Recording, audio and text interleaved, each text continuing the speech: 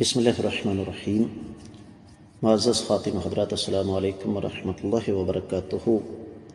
قرآن مجید بنیادی طور پر تربیت اور اصلاح کی کتاب ہے، اور قرآن کا تربیتی اسلوب مختلف مقامات پر مختلف ہوتا ہے، اور کبھی قرآن مجید ایسا اسلوب اختیار کرتا ہے کہ اس میں ہمیں واضح طور پر موازنہ نظر آتا ہے۔ جو آیت مبارکہ آج ہم پڑھ رہے ہیں، اس میں رب کائنات نے مومن اور منافق کا فرق ہمارے سامنے رکھا۔ معمول کے مطابق سب سے پہلے آیت مبارکہ کی تلاوت کرتے ہیں۔ اعوذ باللہ السمیع العلیم من الشیطان الرجیم۔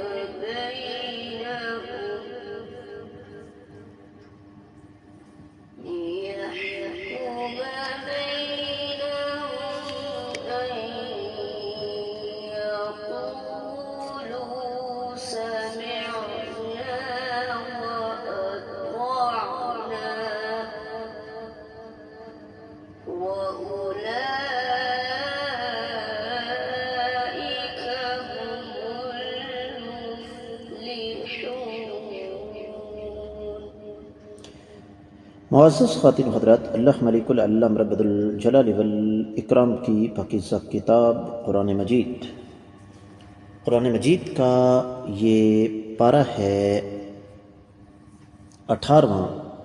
سورہ مبارکہ کا نام النور، اور سورۃ النور کی آیت مبارکہ ہے 51۔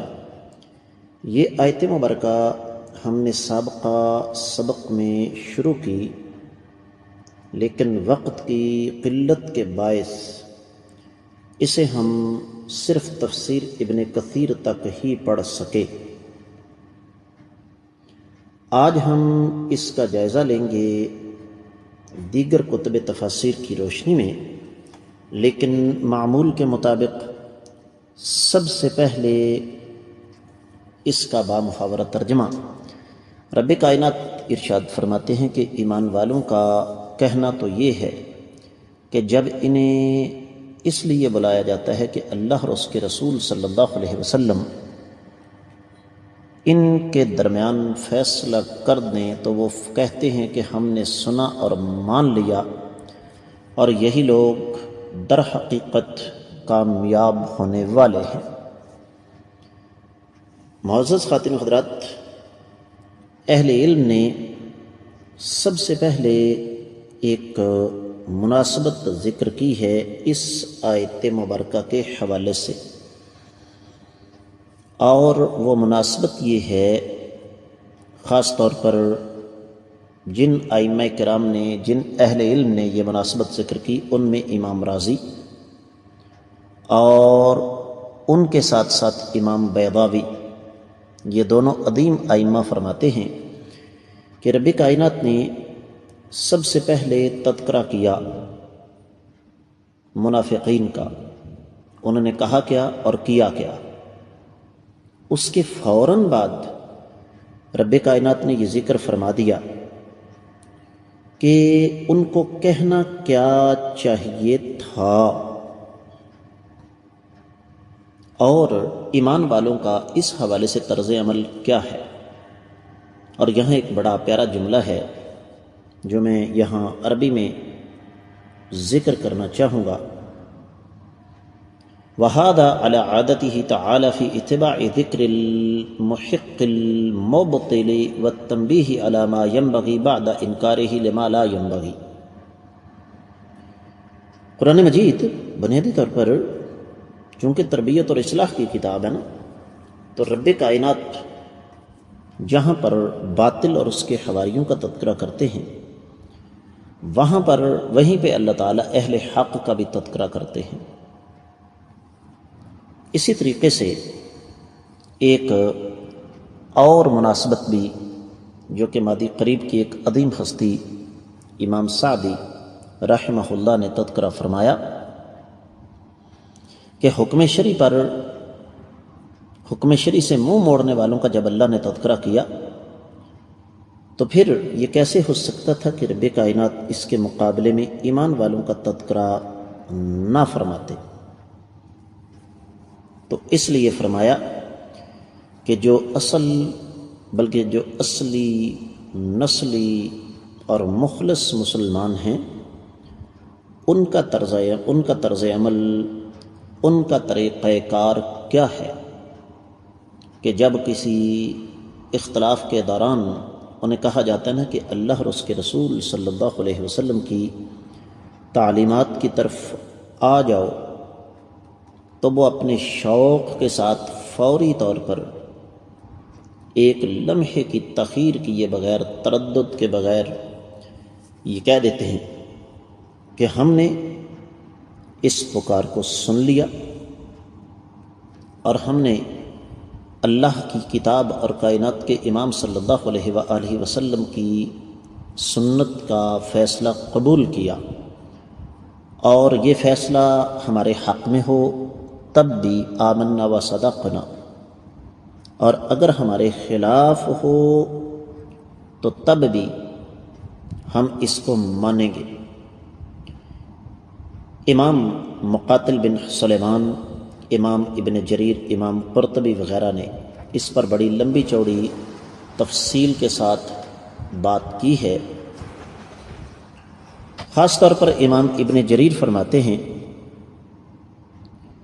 کہ بظاہر یہاں اللہ مالک العلم رب الجلال والاکرام نے صیغہ ماضی استعمال کیا،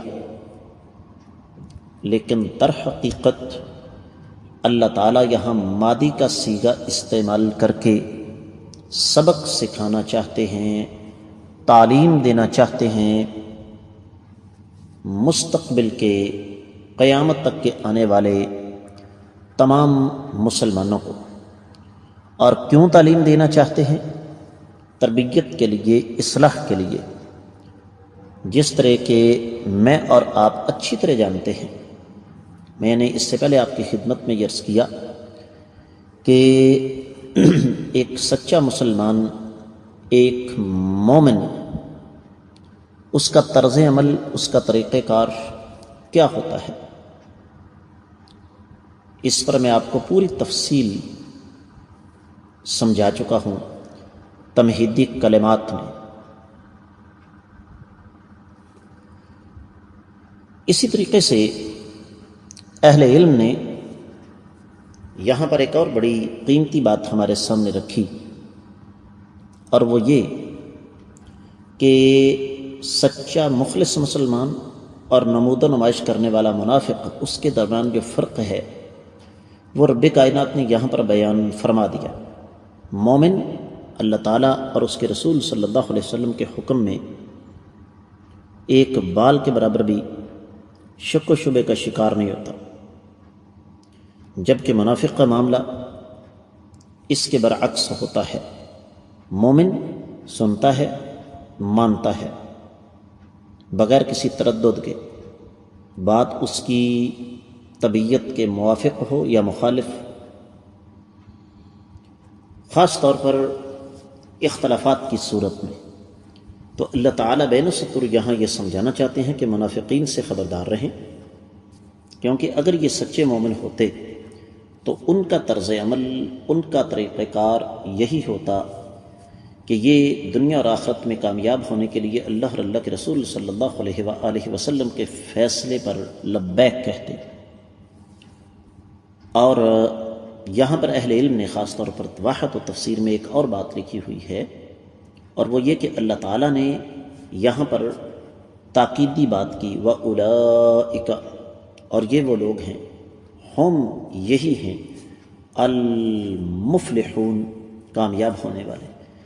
اس کا دوسرے لفظوں میں مفہوم یہ بنتا ہے کہ جو شخص دنیا اور آخرت میں کامیاب ہونا چاہتا ہے اس کے پاس صرف ایک راستہ ہے، اور وہ راستہ اللہ اور اللہ کے رسول صلی اللہ علیہ وآلہ وسلم کی اطاعت کا ہے۔